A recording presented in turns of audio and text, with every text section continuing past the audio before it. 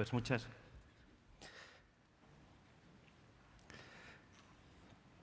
Primero, agradecer a Paco por su presentación y segundo, pues al Observatorio del Mercado del Vino, a Rafael, pues haber contado con nosotros para esta parte. Que yo creo que puedo, como soy economista, aunque ahora estamos de moda por el tema de la crisis, puedo que sea el más aburrido, sobre todo terminando Custodio con todo lo que sabe y nos va a deleitar, supongo, ¿no?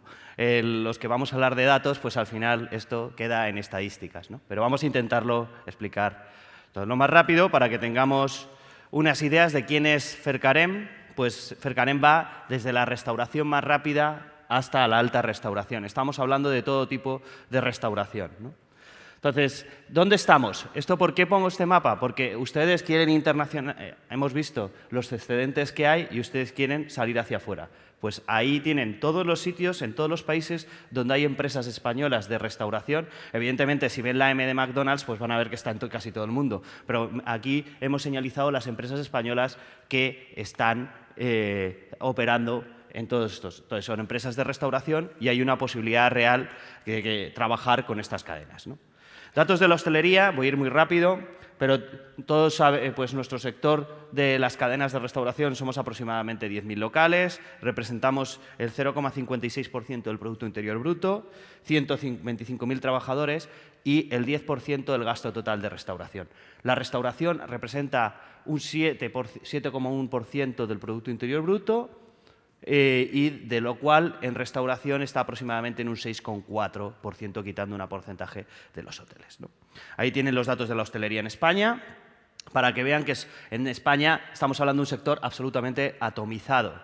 Entonces, eso nos lleva a diferentes canales donde se puede. Más de 120.000 millones y 7% del Producto Interior Bruto. Esos son más o menos los porcentajes. Ahí es donde está, si viéramos, los bares representan el 46%. Ahí entra una tipología de restauración y un tipo de productos que pueden entrar, ¿no?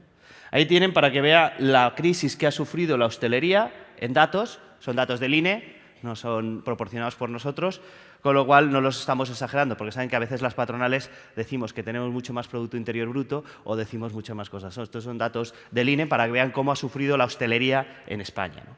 Esto es la situación de los precios, que hasta el año 2000, prácticamente 2014, donde a lo mejor hemos subido un poco por encima de la inflación, lo que se ha visto es que se han acortado los márgenes en hostelería también vía precios, aparte de, lo veremos más adelante en otro gráfico, de los costes, ¿no? Hay dos elementos que tenemos que tener en cuenta a la hora de analizar la restauración en España. Esa es nuestra tabla y nuestra perspectiva de población.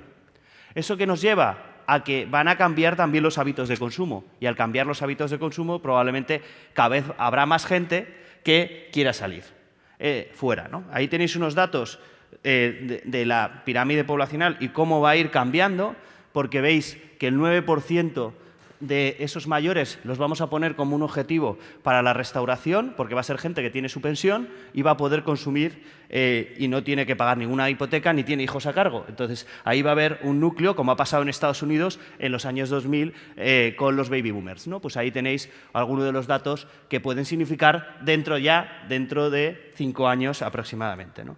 Ahí tenéis otro de los datos que yo quiero señalizar cuando estamos hablando de restauración, el tamaño del hogar. El tamaño del hogar en España, que esto es muy importante, ven que lo que más crece son los hogares unipersonales. Eso lleva a que progresivamente querrán utilizar más la restauración, ¿no? Y aparte, con la vida que tenemos, pues también desaparece una parte de la cocina en casa y queremos ir fuera porque no hay nadie que nos haya enseñado. Mi madre ha trabajado, pues si no estabas fijándote cómo cocinaba, si quiero probar determinadas cosas solo lo voy a poder hacer fuera de casa, ¿no? Eso nos va a incrementar probablemente mucho esto. A nivel ya, para ver datos del turismo y cómo nos va a afectar, ¿no? Estos son los datos del Fondo Monetario Internacional para que veamos cómo va a avanzar el mundo entre el 2014 y el 2015, cuáles son las previsiones, ¿no? El total de la economía mundial va a crecer un 3,5 y ahí tenemos algunos sectores que nos posicionan. Que si me voy a la primera ponencia de Juan Park, cuando ha establecido cómo iban a ir los productos, pues esto también nos sirven. Los países emergentes y cuáles son aquellos países donde también nosotros podemos introducir categorías del vino en función de cómo segmentemos, ¿no? Ahí tienen un poco también los datos de inflación de la zona euro, que lo que me viene a decir es que estamos en una situación, hasta ahora hemos estado en una situación casi de deflación, aunque no llega porque no eran todos los sectores, pero vamos a tener una inflación baja en los próximos años, con lo cual una contención de los precios probablemente se detrae de estas previsiones, ¿no? Porque fundamentalmente una de las condiciones que es los salarios no van a aumentar, con lo cual probablemente los precios se terminarán controlando, ¿no? En cuanto a cuáles son las previsiones, estos son datos de la Universidad Carlos III, donde yo doy clase, del Instituto Flores de Lemos. Esas son las previsiones de lo que va a crecer la economía en España. Lo que más me interesa para la restauración es el consumo privado, que va a crecer en torno al 3%, y el 2,8%, ¿no? Y en cuanto a cuánto va a crecer en el 2015, pues se estima un 2,7%, que si siguen con las previsiones, y como es año electoral, probablemente estas previsiones sean más del 3%, ¿no? Pero ahí nos quedaremos. Luego no sabemos qué pasará en el 2016, porque la inestabilidad pues, también puede generar ciertas condiciones. Ahí tienen un poco cómo ha sido el PIB de España, o sea que estaríamos llegando, para que veamos la misma cifra de PIB del año 2008 en el año 2017, digo para que vean aproximadamente vayan haciéndose que si la senda de recuperación sigue, hemos visto la W, si no hay otro tramo hacia abajo, pues probablemente en el 2017 estemos recuperados, ¿no? Ahí, ¿qué ejemplo de salida de la crisis? Pues vamos a ver, la recuperación del paro va a ser muy complicado y esto es, miren las previsiones hasta el 2025 aproximadamente es cuando estaríamos en situaciones similares a las previas antes de la crisis. Lo digo porque al final los nuevos consumidores que vamos a tener en restauración son los que vienen del paro. Lo voy a explicar ahora a continuación por qué. Tenemos aquí dónde está creciendo, pues fundamentalmente estamos creciendo en las zonas turísticas. Y esto es el Producto Interior Bruto, si lo ven, Andalucía, Castilla, la Generalitat Valenciana y la Comunidad de Cataluña, ¿no? Esos son los sitios donde se está creciendo. El consumo privado, porque al final, en función de la renta disponible, al final la restauración es un producto, no es de lujo, pero es un producto que en el momento que tenemos renta excedente, pues iremos a consumir, ¿no? Entonces, ¿qué está pasando ahí? Pues vemos que la renta disponible ha ido bajando. Si veis, si la juntamos con la del PIB, pues nos va a indicar que va a ir saliendo, pero no recuperaremos hasta el 2018-2019 los niveles previos a la crisis. Digo para que lo entendamos. También se nos ha ido mucha población del país, con lo cual esto también tiene sus problemáticas de recuperación, ¿no? Hay otro de los elementos que podríamos pensar, pues a lo mejor lo que se ve es cómo está yendo el crédito a las familias, y si ven, el crédito no está mejorando ni la totalidad. Está mejorando un poco el crédito nuevo, que se puede ver en la última, pero estamos todavía en tasas negativas de crédito. Lo digo para que veamos qué está pasando exactamente con las familias, porque pueden ahorrar o tirar de sus ahorros, que es lo que está pasando en estos momentos, para consumir productos, ¿no? De larga duración, porque llevaban con un sillón durante 8 años, pues ahora cogen un sillón nuevo, ¿no? Lo digo porque lo que estamos viendo es que el ahorro de los hogares, si ven esa curva, está muy abajo, con lo cual lo que estamos es tirando de los ahorros y eso nos tiene que indicar cómo vamos a salir de la crisis y cómo eso va a representar a la restauración. Ahí tienen el consumo de los hogares, volvemos a ver las tasas de cuándo se recupera el consumo de los hogares. Todo estamos hablando de que tendríamos que crecer como 6-7 años para volver a recuperar lo de antes de la crisis. Pero el modelo de crecimiento no va a ser el mismo. Entonces, como conclusiones que quiero ver después de todos estos gráficos, no los quiero pasar de forma lenta explicando cada uno, sino saquemos unas conclusiones. Primero, negativas. Tenemos una crisis financiera y el turismo desde la Unión Europea. Aunque vemos determinadas tasas de crecimiento, lo hemos visto al principio, las tasas en los países del entorno no están del todo bien. Con lo cual, nuestros principales impulsores, que son Reino Unido, Francia y Alemania se está recuperando, pero no están en tasas. Con lo cual, eso es una perspectiva que podría ser negativa. El consumo interno hemos visto que es poco potente. ¿Por qué? Porque la gente, si lo veis en los salarios, y había un gráfico que lo indicaba, los salarios a tendencia a largo plazo van a seguir bajando, porque la entrada de las nuevas personas que salen del paro pues son salarios más bajos. Con lo cual, la renta disponible va a ser menor, o sea, vamos a tener más renta global de toda la población, pero la media va a ser menor. Y positivas, Siguen creciendo, tenemos 2 targets, los unipersonales, los jubilados, y ahora hablaremos de unos nuevos nichos de mercado. Lo que vamos a necesitar es innovar e invertir. Y ahí este sector, si quiere competir con la cerveza, con la Coca-Cola, con los refrescos o con otro, tiene que invertir, al igual que hacen estos sectores en el sector de la restauración. Y esto a lo mejor no cabe en este momento. Para eso se necesitan grupos empresariales más grandes para poder competir probablemente dentro del sector de la restauración, ¿no? En el mercado del vino, pues ustedes esto lo conocen mejor que yo, tienen ahí un poco los datos de consumo mundial, cómo se consume aproximadamente el vino en España, pues saben que ustedes, y estos son datos del observatorio, ha bajado, pues ha caído un 15%, y lo que nos viene a nosotros es que veamos, ¿no? El consumo en restauración es el 90%, el consumo de vino, el 90% se produce en la restauración independiente. Si vemos el gráfico inicial, si tenemos 300.000 locales, pues la tarta eran los bares, ¿no? Bares y restaurantes. Ahí es donde se consume la mayoría del vino. En nuestro sector, en el sector de la restauración moderna, solo se consume el 10% del vino que llega a la restauración. ¿Qué otra cosa tenemos que ver? ¿Cuál es la tarta aproximadamente del vino? Si ven, es aproximadamente el vino representa de todas las bebidas, donde tienen café, refrescos, cerveza, representa solo un 10%. O sea que es una categoría que puede crecer, pero para crecer a lo mejor hay que hacer las cosas de otra manera. Porque hasta ahora, si estuviéramos hablando en términos futbolísticos, sería el sector de la cerveza el que se lleva el gato al agua en este sector, ¿no? Y para que vean, en la restauración moderna, de cada 100 visitas que hace el conjunto de los españoles, 8 hay un vino por medio. Con lo cual aquí, con respecto a otras bebidas, ustedes tienen mucho que ganar, ¿no? En el mercado español, ¿qué hemos visto? Que fundamentalmente, en función de las temperaturas, y esto lo conocen mejor ustedes que yo, pues hay un mayor consumo de vino. Pero de la mitad para abajo, lo que predomina es la cerveza.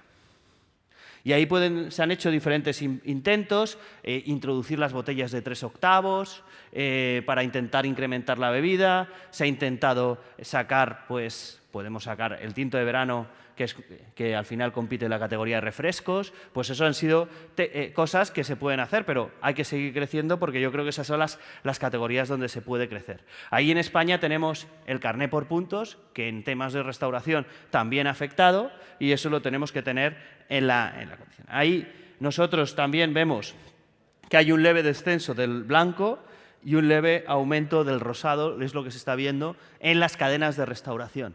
No sé si esto luego coincide con otras. En términos, el tinto sigue siendo aproximadamente el 50% del consumo de lo que solicita en la restauración organizada. No hablo de la independiente. Nosotros, ahí, para que tengan algunos datos. Hemos visto al analizar el mapa, pues también estamos en Francia. Entonces, ¿qué están viendo en Francia? Que hay un incremento moderado del vino en restauración. Fundamentalmente se está viendo del rosado. Y en Alemania se ve que el vino blanco es fundamentalmente, y esto lo sabrán ustedes, el doble, y ayer lo podía compartir con una persona que se dedicaba a la restauración en Alemania, nos lo indicaba en la cena, que aproximadamente era el doble que en España y Francia. Con lo cual, si ustedes quieren vender en determinados mercados, pueden introducir estos vinos con nosotros, ¿no? Ahí, en Latinoamérica, el vino español, por los aranceles, fundamentalmente, no en Chile, pero sí en Argentina y en Brasil, se posiciona en un tramo más alto en restauración.